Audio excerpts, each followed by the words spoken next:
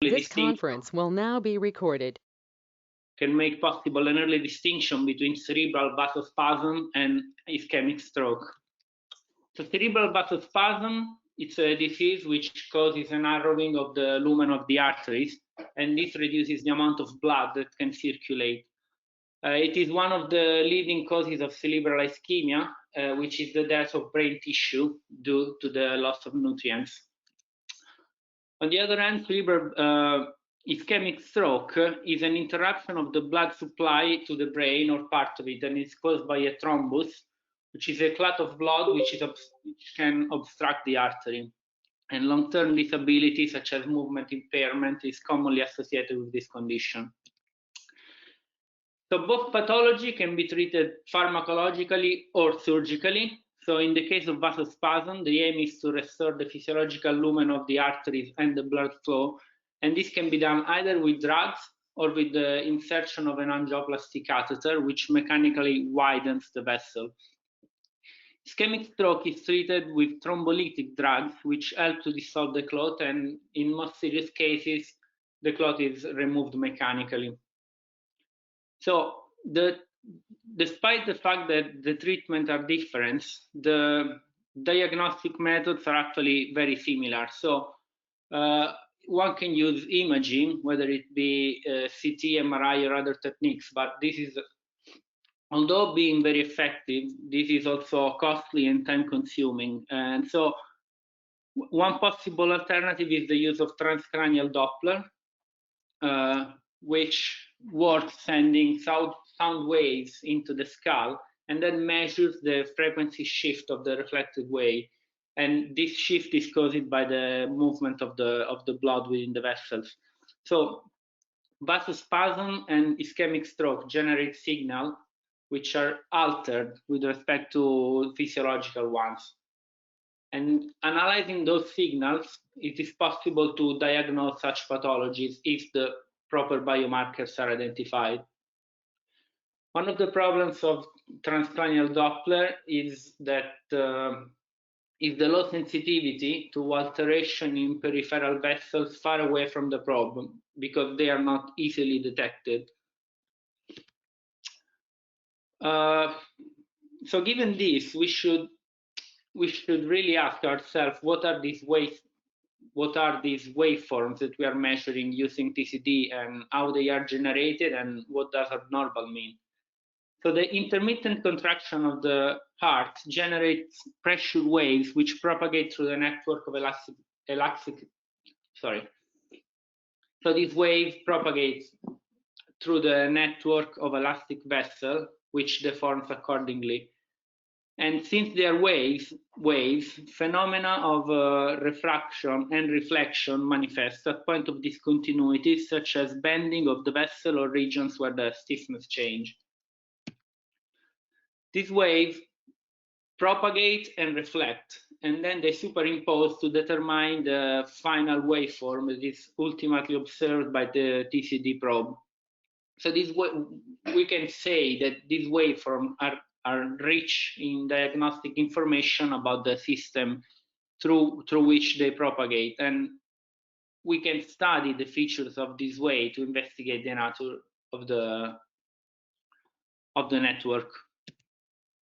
So to study the wave propagation in the brain, we have developed a software, openBF. It's written in Julia, and it's been released with open source license.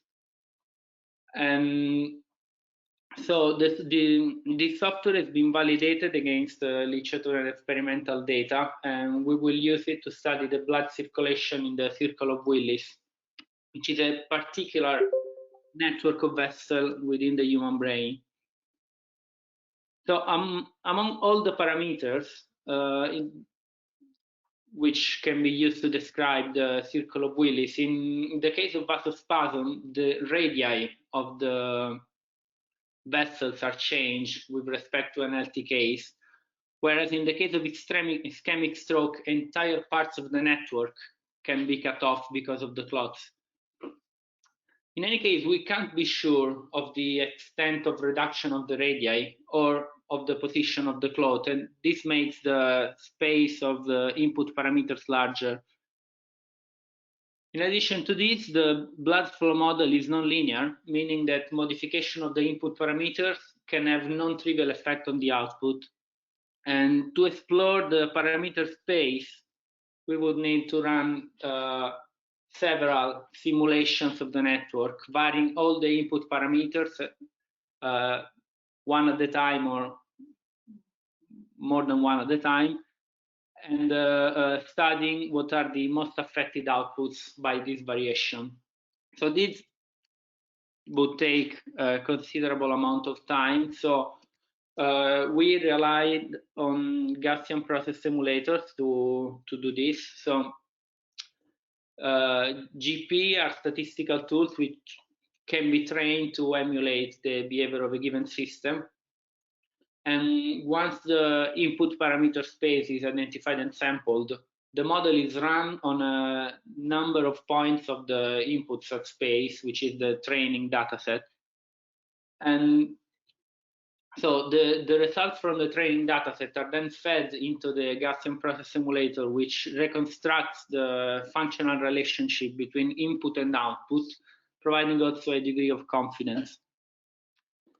So, well, of course, the more points we use for the training, the more accurate the estimate of the output will be.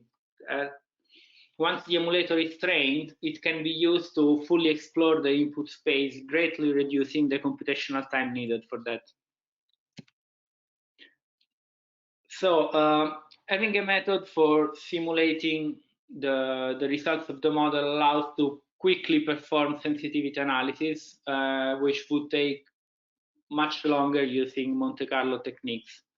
So this is what we have done with vasospasm. We have simulated the entire circle of Willis, introducing vasospasm of various degree in several different locations. And as I said before, the vasospasm was modeled by modifying the radii of the vessel. And together with the radii, we also sampled the Young modulus of the vessels, the peripheral resistance, and other parameter.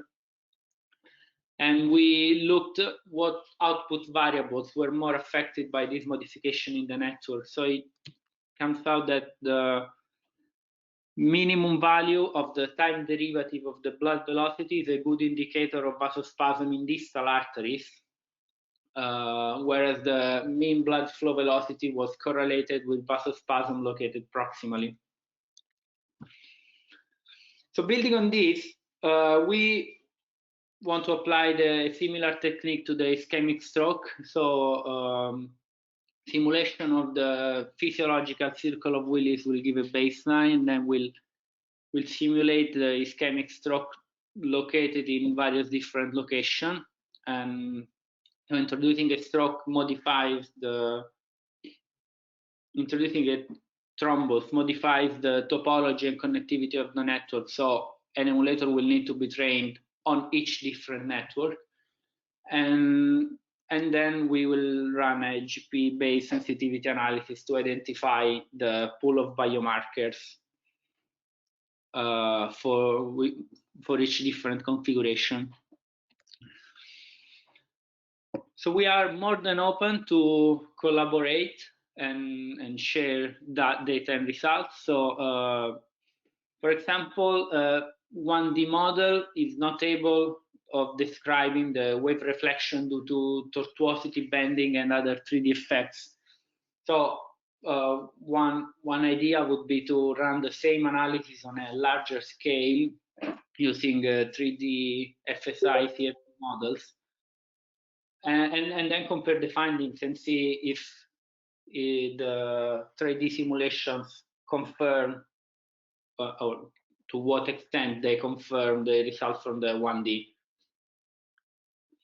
And also the use of other statistical emulators might be explored. And if you have any idea that you want to discuss, just drop me an email and we can have a chat together on this. So this concludes the first part of the presentation. I will now present part of the work that is being done in the musculoskeletal domain. in Bologna and Sheffield. So the problem we are addressing is the prediction of bone fractures and hip fractures more specifically. Bone fractures are usually tackled in advance, excuse me, with the development of drugs which reinforce the bone and reduce the risk of fragility fractures. So the incidence of hip fracture is such that it is extremely unlikely to observe one in a patient even during a long-term follow-up. So to give some number, more than 5,000 patients should be observed over 10 years to observe only 100 fractures. In addition to this, the efficacy of bone drugs is determined indirectly, measuring changes in bone mass. But bone mass can only explain 60 or 70% of the hip fractures. So there is the serious possibility that the efficacy found during clinical trials will not then translate into effectiveness during HTA studies. And these drugs can only be used once during a patient's life for a limited amount of time, and knowing what is the best moment to use it is critical. Clinical trials are too expensive, so we must rely on statistical model to have an idea on what's the best moment for doing that. So this is what we want to do, to develop an in silico platform to evaluate the efficacy of bone drugs on human, extrapolating data on the pharmacodynamics obtained on mice. This is how an hypothetical model looks like. So it consists of 3 parts. First, we have a validated patient-specific model of the musculoskeletal system, which can predict the risk of fracture at any given point in time. Then there is a validated mouse-specific model that can estimate the effect of the drug. And then a validated population-specific bone remodeling algorithm that can predict how bones change over time.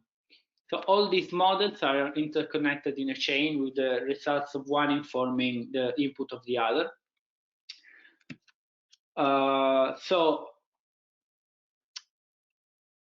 regarding the first part of the model, the validated patient-specific model. So we need to ask ourselves, how can we predict the risk of the fracture? So first of all, we need to know how the bone reacts to external stimuli and what forces it is able to withstand before it breaks. So we have developed in Sheffield the CT2S pipeline. Basically, it starts with the CT scan of the lower limb of patients, and the image is then segmented and meshed to obtain the geometry of the femur. And patient-specific material properties are then assigned based on the gray level value of the CT.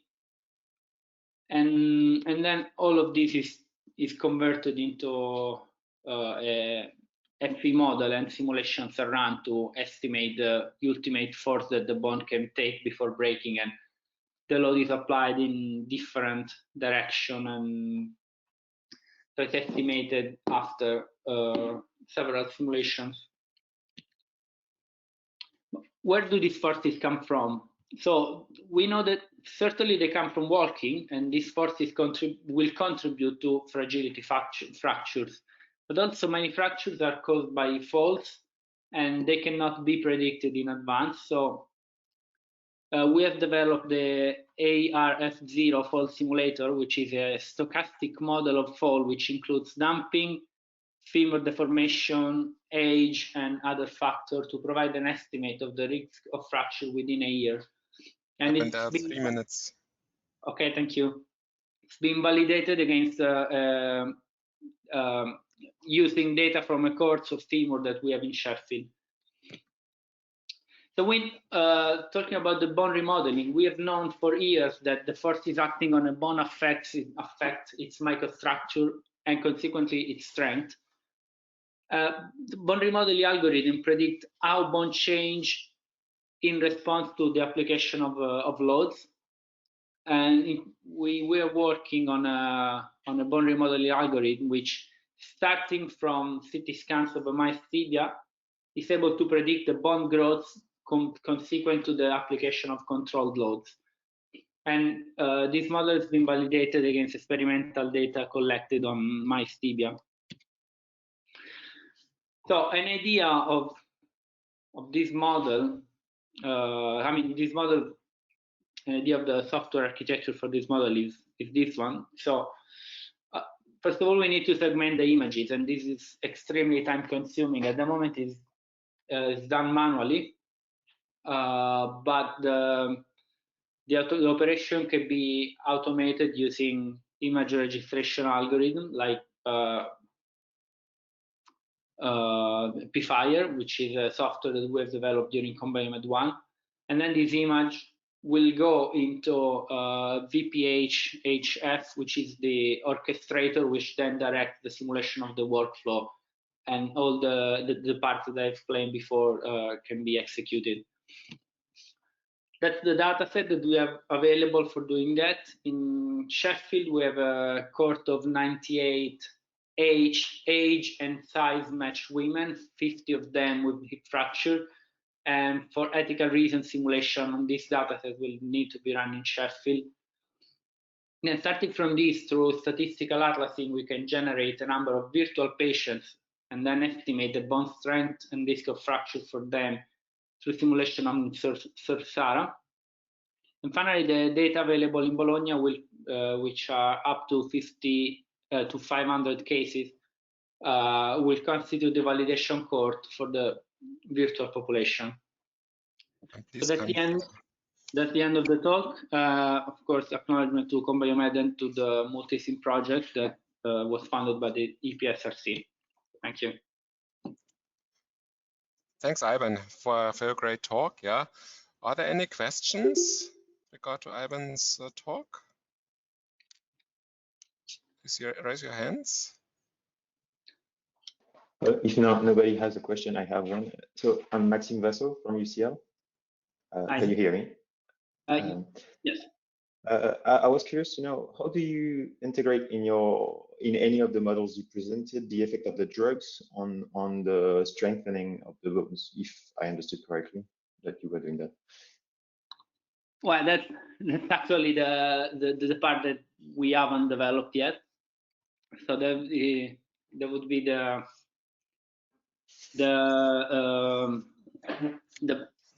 mouse specific model. Yeah. Honestly, I'm not working on that. I don't think we have started working on that yet. But you're planning to do this, right? Okay. Yes. Okay, interesting. Thank you. Okay. Is there any other question? We have time for one, probably. Okay, if this is not the case.